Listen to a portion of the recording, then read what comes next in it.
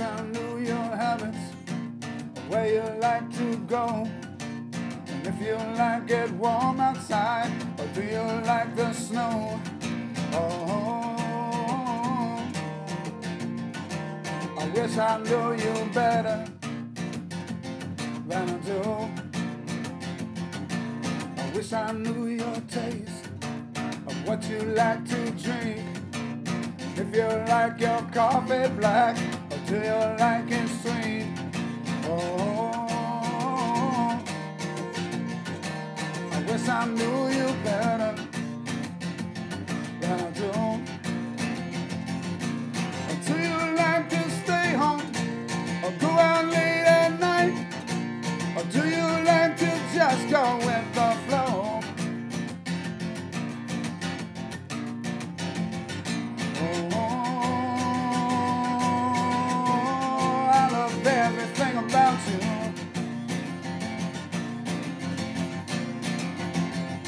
Oh, I love everything about you.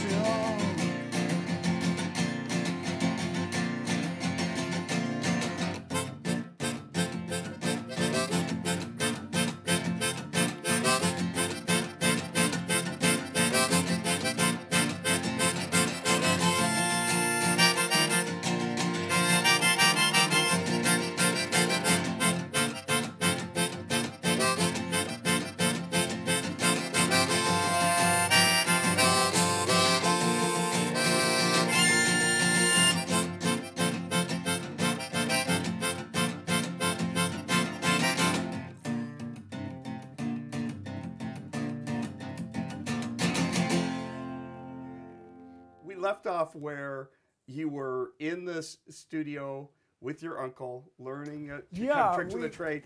Then you became a staff writer when he moved out Right, to when the he Northwest. moved out here, staff writer, and then I hooked up with another writer, a guy that I was working with at the time called Casey James, and we started writing together.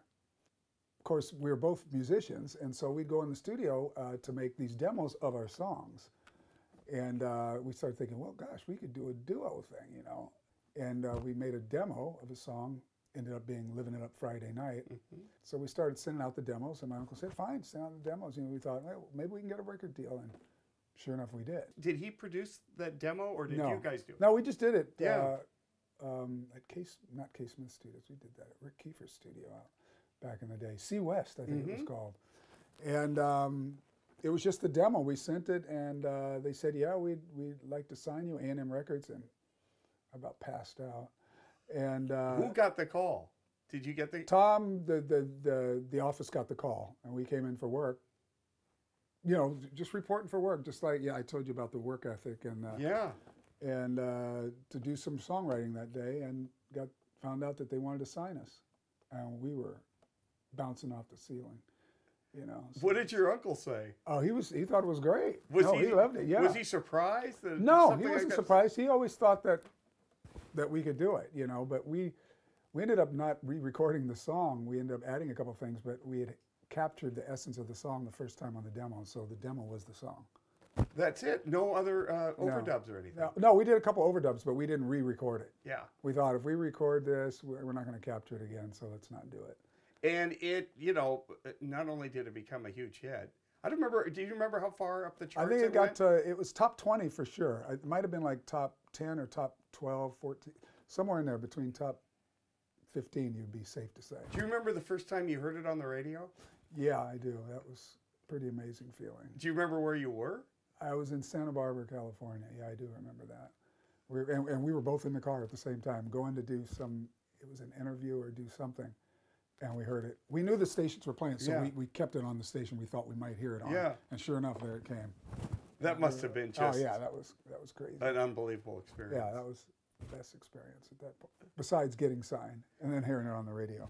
And then did you tour much as Bell and James? Or no, we didn't. We were mainly songwriters. We did a couple of TV shows, and we did a few gigs, and that's about it. We were mainly, our bread and butter was writing for other people. And that's what was there another hit from that album? No. We went right after that album. My uncle started to do Elton John, which was, we were like kind of like blown away. He's going to do Elton John, really? Elton John wanted to get to, he had a song called Philadelphia Freedom. Yeah. And he was all into the Philadelphia sound, and we ended up writing and meeting Elton John and writing with my uncle, co-wrote a couple songs for Elton. That were on that, on that EP, album. On that album, yeah. The Tom Bell Sessions, I think it was called. Yeah. Yeah. So that's still out and Yeah. available on the. Yeah, those things happen kind of back to back, 79, 80, right in there. What did you think at the time? Did you think it was, never going to end? Oh, of course I did. Like everybody, I blew all my money. But did your uncle have any advice about? Oh yeah, he kept saying, "Put your money away in the bank." Oh, he knew. He knew we're going. Yeah, right. Oh, we're gonna be good. We had living up Friday night. We got Elton John. We're good. This is gonna keep going on forever. We can write songs forever, But sure enough, when it's over is when the record company sends the limo to get you all the time whenever you're in town. Yeah. And when you finally come back to town and nobody's answering your calls and they tell you to go rent a car, or take the honeymoon is over. Yeah. You have arrived and you are off the label. Oh, man.